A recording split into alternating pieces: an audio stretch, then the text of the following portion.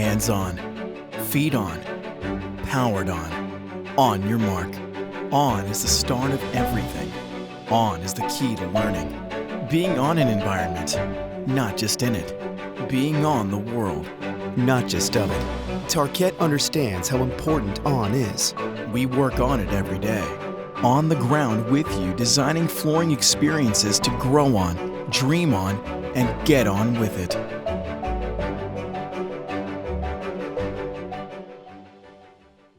Hi, thank you for joining us today. My name is Rachel French, and we're going to be discussing some research studies that our firm DLR Group has completed in the past few years, and really focusing on both the application of research as well as just the various impacts that it has on our design process and design outcomes.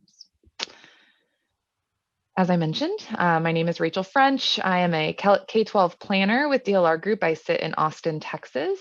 I am also pursuing my PhD with the University of Melbourne, but here locally still. My name is AJ Sivakumar, and I'm a designer with DLR Group. I have a background in architecture, but I'm also engaged in DLR Group's research practice with an interest in how to test design ideas using research-based methodologies and applying them in future work. To give you a little background on DLR Group, we are a full-service integrated design firm with offices around the country. AJ and I in particular are both part of design teams, but are also part of our broader research practice. And one of the key elements of our research team is having folks such as myself that does have a specific research background and education, but then also folks like AJ that are really focused on the application, but we've built up our own in-house capacity and vocabulary and processes around research to make sure that we have a really robust, diverse team to make sure that we have kind of the end view in mind whenever we go about a research project. So we hope that that's integrated into our discussion today.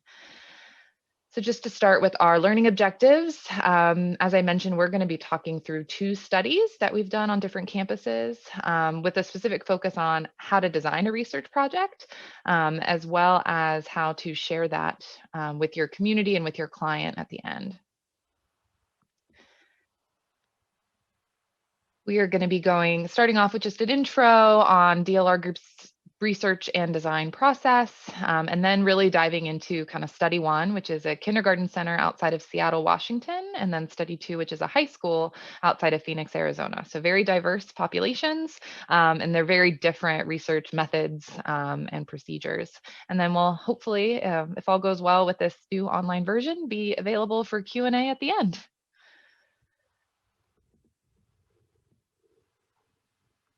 So I'll have AJ kick us off and talk us through our research process.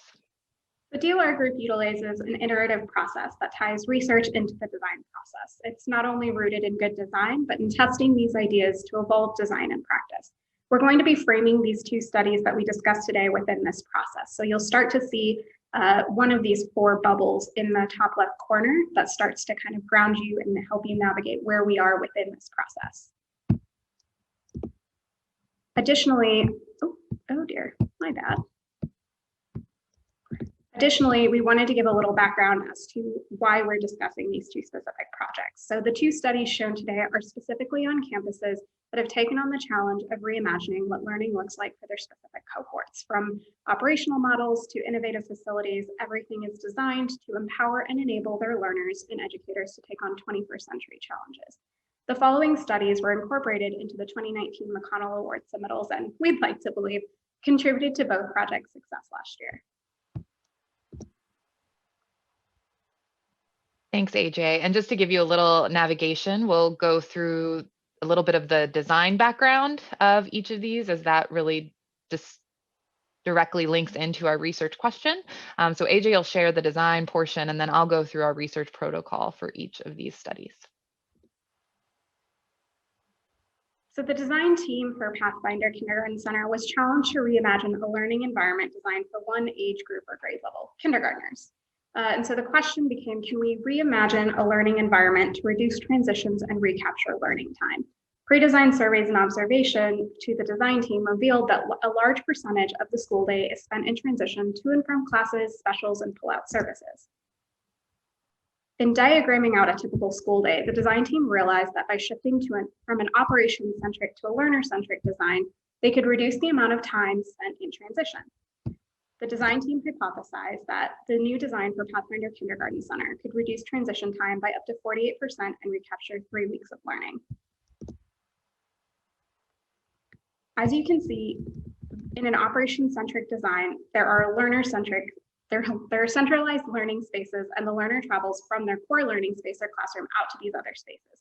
A learner-centric design, like the one showed below or in this slide, is the inverse. In a learner-centric design, all of the learning spaces come to the learner. Instead of a double-loaded corridor with classrooms, a group of learners and educators share a learning neighborhood where they have a group of shared amenities and spaces that support immediate accessible use.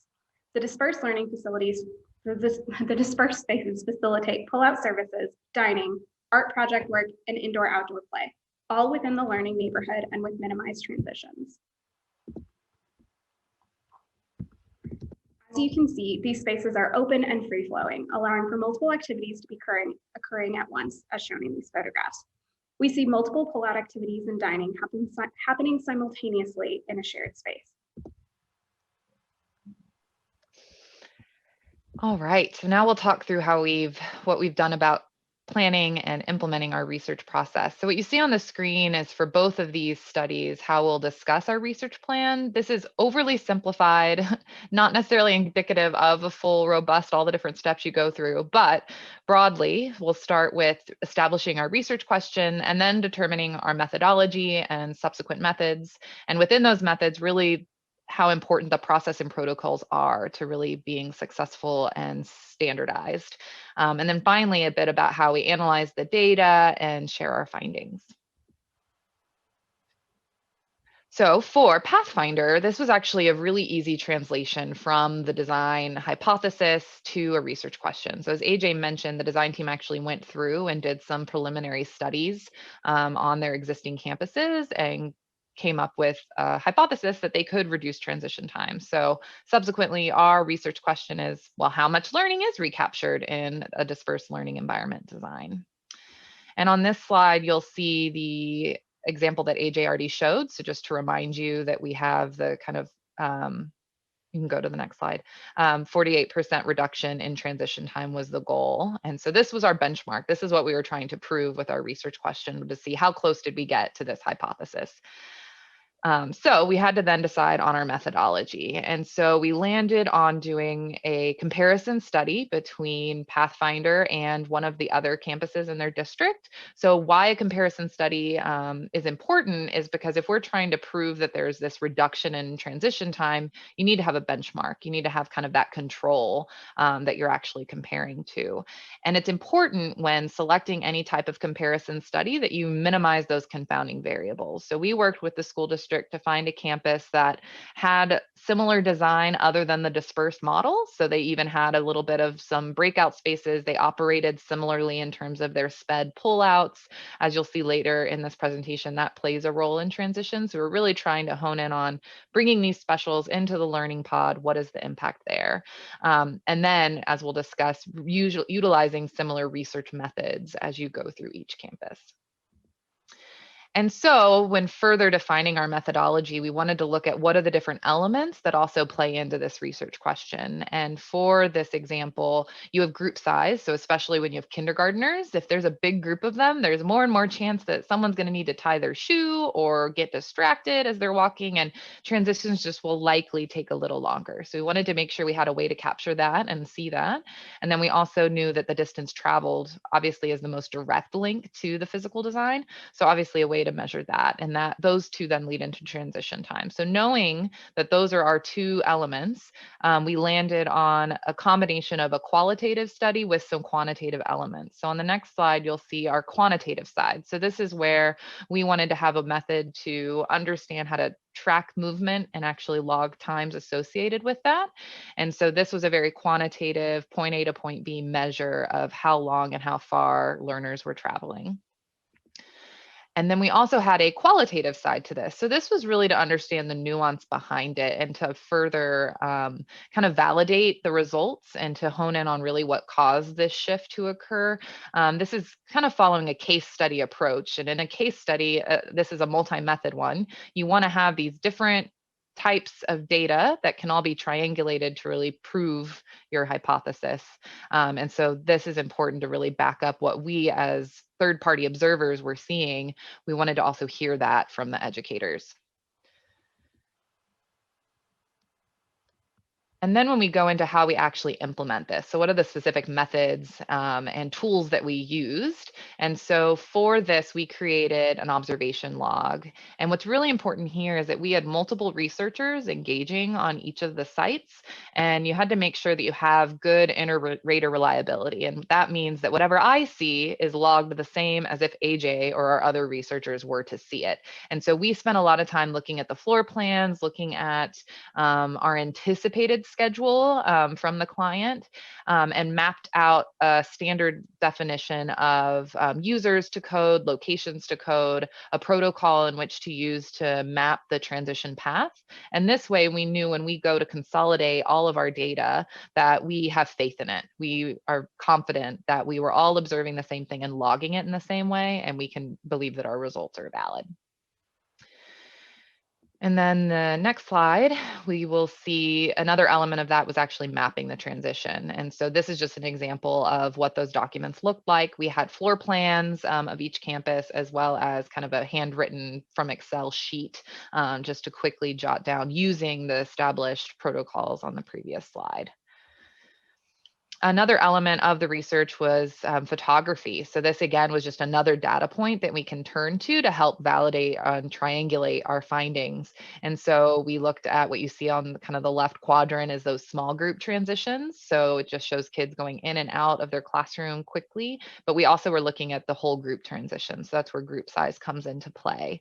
And so you'll see kind of the learners going through that pod space that we mentioned. And one element of these photographs that was really important and helpful was actually the time codes. So we enabled all of the data, including the time and date, to be captured within the photo.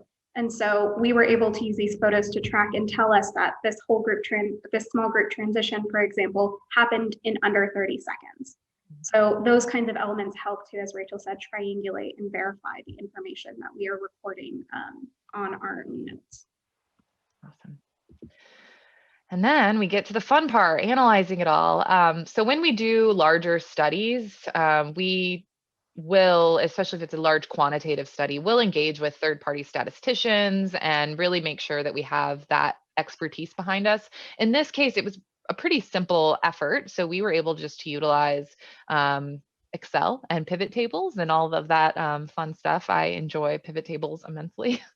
And so we put all the data in there, consolidate it all, and we're able to really churn through the different elements of the data and come up with a number for transition time saved, which was exciting. A lot of work going into just kind of one key sentence really at the end of any type of publication. We also, with the qualitative side, worked and had all of the interviews transcribed and then did an open coding process of the transcripts in order to really see what are the different themes that came out of the data. We also just are curious as designers. So is there anything interesting that we could learn from even outside of our main research questions? So I think it's always fine to take advantage of data that you have to see if there's any other things that you might need to look into in the future. And this was very helpful for that. And then we worked at actually overlaying our data. So similarly to inputting everything into Excel, we also digitally represented all the transition paths that we logged. And as you see here, this is from our Pathfinder project and looking at, really the transition length there. So here you see very consolidated into that pod. They're not having to travel far distances. In fact, the maximum travel distance that the learners had to do throughout their whole day was only 200 feet. Whereas if you look at our control study, our other campus, the maximum distance traveled was actually 1,250 feet. So much, much different. And there's a variety of factors that go into this. So one is obviously just the design of the campus and the scheduling of the learners. So where are they having to travel? But then also this is where the qualitative interviews were really beneficial in that we learned that there were just needs for educators to avoid one another and not to have congestion in the hallways. So lots of operational reasons why these paths of travel were so long. And when you take that data together, we then can look at how they compare. And so if you look at Pathfinder and you look at our comparison school, it's really 11% of the distance traveled on average.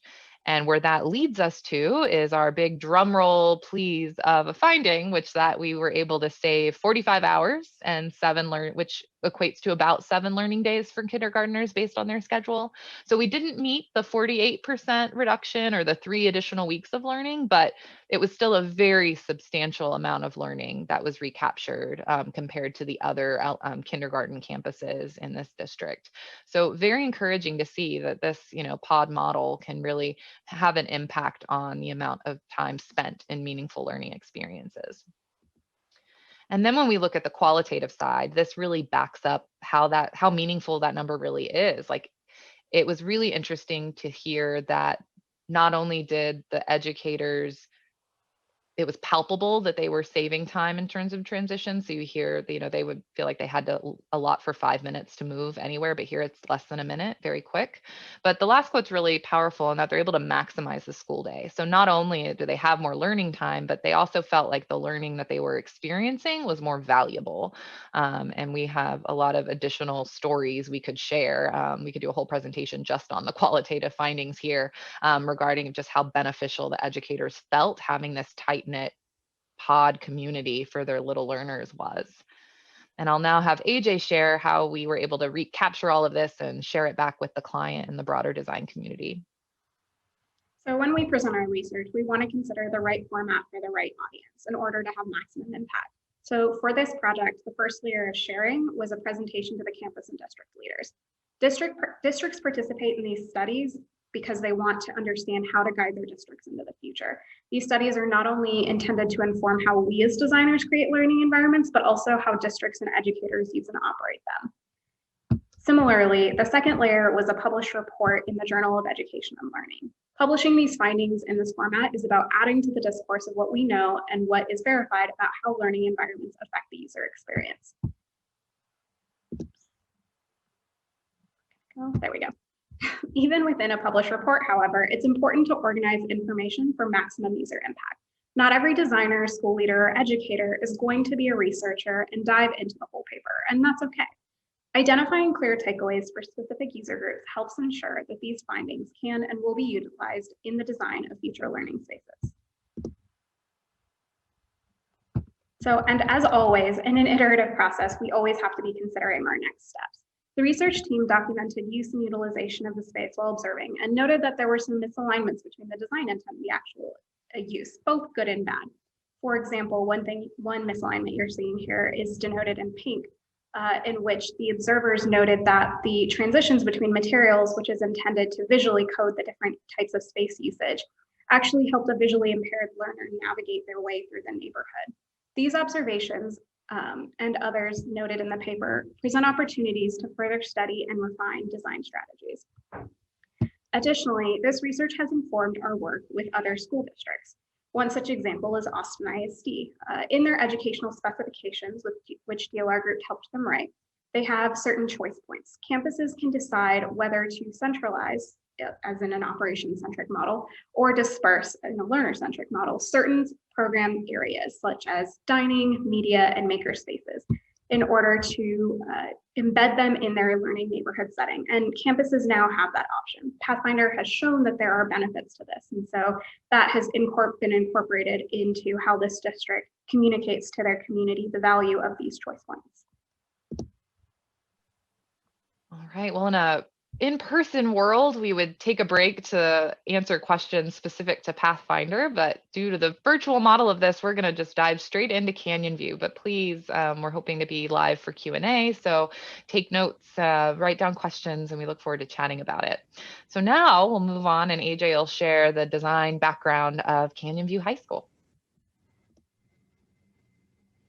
So like Pathfinder and the school district associated with it, Agua Fria Union High School District set its stakeholder and design team to the task of reimagining high school.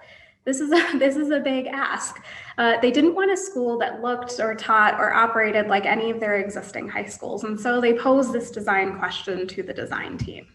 Can we reimagine high school as a place that blurs the lines between ages and abilities and fosters authentic learning and curricular exploration? In order to answer this question, the design team engaged students and teachers to understand what a day in the life looks like now and what a day in the life could look like in the future to better support student ownership of their learning experience, where learning happens in a variety of places. One such place is the learning forts, which are the core learning environments. These are spaces that are focused on flexibility and choice, where learning spaces aren't owned and classes move into the ideal environment for that activity or lesson. The design of Canyon View High School also acknowledges that community engagement provides meaningful learning opportunities for students, as well as the importance of conveying the value of community with spaces that invite the community in.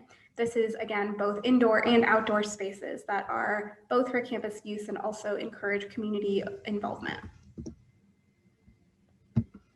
And lastly, the campus is characterized by its embracing of formal and informal indoor and outdoor learning environments to provide a variety of spaces to support learner choice.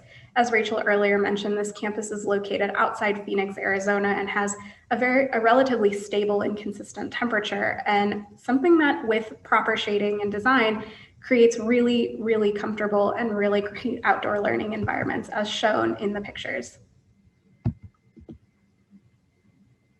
All right. Well, as AJ mentioned, the design question asks for a whole lot. And it's important in research to be really focused with your research question. I think as designers, we often want to prove everything and really be able to look into a wide variety of things. We're always naturally curious, and so it can be hard to hone in on specificity. But we had to. So for this, we worked with the client and with the design team to really focus in on student engagement and looking at the relationship between the design of Canyon View and how engaged the learners are. And if you look at a definition of student engagement that helped guide us, I think it's important to see the last line here, which is involvement in specific learning activities. So as AJ mentioned, they're moving around, they're doing different things. And so we felt that engagement was an appropriate proxy for that authentic experience and really being able to look at how successful the learning space was from that aspect. And then we have to look at the methodology. So a unique thing about Canyon View is that it was actually only enrolling a cohort at a time. So when it opened, it only had freshmen, and then they added a freshman class through the first 4 years. And so we had an opportunity to look at how the campus changes when the capacity and enrollment gets higher, the utilization percentage. And also we thought it would be at the same time an opportunity to look at how the respondents' impression of their engagement changes across the 4 years, because we know it always takes a little bit of time to get used to a new building, and to especially one such as this that has such different envisioned use as compared to a traditional high school campus. And so once we had our methodology and we knew we wanted to kind of look at this longitudinally, we had to seek out surveys or a measure to use. Luckily, DLR Group had already created a student engagement index and teacher engagement index. So this was a tool that we have given entirely other presentations wholly around. So you definitely have resources out there if you're interested in learning more. But in a nutshell, it is a reliable and valid tool that went through a very rigorous research process to create it. And it's looking at the design contribution to levels of engagement. And it does that both at the macro kind of whole school level and the micro level, which is important. As AJ mentioned, there's different scales of space that were envisioned in this design, both the learning fort, as well as kind of those macro, formal and informal settings. So this tool was appropriate in that it can address all of those things. And it also does dive into the instructional strategies and how those play a part. It's also helpful to look at the cross-question themes in the data, similar to what was important at Pathfinder in terms of having these different measures. It's important in a survey tool to have different ways of asking questions and being able to look and see if those themes link and if they're telling us and pointing to the same outcome. And so that's one factor. And another is just looking at the wide array of themes. We looked at indoor environmental quality, technology, furniture was in there too, sense of community, perceptions of the teaching and learning styles. And then school values is a really exciting one that we actually found being the one that correlated highest to engagement. So if you see that your school values certain things, the learners are statistically going to be more engaged according to our research that on the SCI throughout the country. So here we have a few example questions. So on the left, as I mentioned, those school values is one of my favorite questions from this. So if they are saying, yes, we feel like we look around our space and feel that the school values creativity, collaboration, critical thinking. If they score high there, they're likely going to score higher. It correlates to higher scores on engagement. And then a question on the right is an example of how we're able to differentiate between the micro and the macro. So you'll see that there's the micro of the forts, the learning spaces, and then the building overall. And this specific question was one of the IEQ, and it also included some furniture. All right, so those are our tools, and then we go about analyzing the data. And this, as we mentioned, it was kind of a 4-year plan. We have 2019 and 2020 done, and we're really utilizing Excel to help us look at the differences in kind of the means and averages of the different data points. And then AJ is going to now share how this she's going to share some quotes from the report and can share how that all fades into how we communicate this all to the client. So this is from the report that we recently sent to the client, and it was really, really heartening to see this report focus specifically, as Rachel shared in the data before, on comparing the responses from 2020 to 2019 surveys. And so one of the things that was really good to see was that students were even more engaged, or they reported being more engaged in 2020 than they even did in 2019.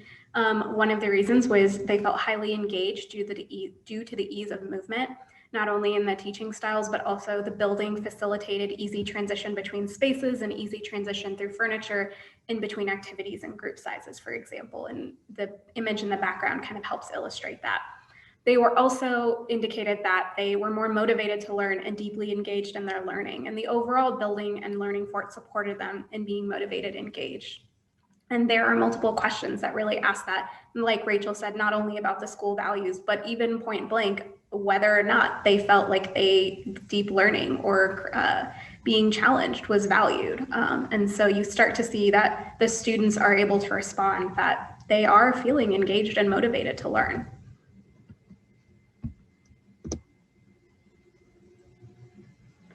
Another really important thing, as Rachel said, are these core values. And so a lot of the responses in the 2020 survey showed a really strong community of learners and educators at Canyon View, which as a campus really supports these bonds. This is further evidenced by conversations with the client and the campus about their transitions into work from home in a COVID work, or learn from home in a COVID world, where they felt that the transition was very seamless because not only were they already integrated into groups and very used to working in small groups and breaking in and out and having a student-led experience where they weren't fully dependent on their educators for all activities at all times. They also had strong community bonds that made it so that that level of difficulty in engaging or communicating was a lot less difficult for this community. And then another really, really exciting statistic is this one at the bottom here, which is 75.8% of respondents indicated that creativity and collaboration were either valued a lot or considered critical. Of all of the responses, this is especially in comparison to just about 50% of responses saying that testing is critical. So you start to really see a shift in how the respondents understand what their school values. Another really exciting thing to see is the user testimonials. So as we did in Pathfinder, we did do some qualitative research through interviews. These were not formal interviews like Pathfinder, but more anecdotal interviews while on site and during our post-design process. So one of the really exciting things to see is this first quote, which is actually from a freshman who said, "In this timeless space without bells," and this really has to do with the way the campus operates. She has all the time in the world to finish the work they have to do instead of thinking about when class will end and focusing on the clock ticking. So learners in this timeless space are able to focus on learning and not on the time it takes to go in between learning and spaces. Additionally, you can also see the value from the larger community, as you can see from this quote from a district board member who said that it's one thing to develop superior spaces that enable educators to prepare students for the 21st century, but they've reached a whole new level with a space that supports a large variety of learning approaches.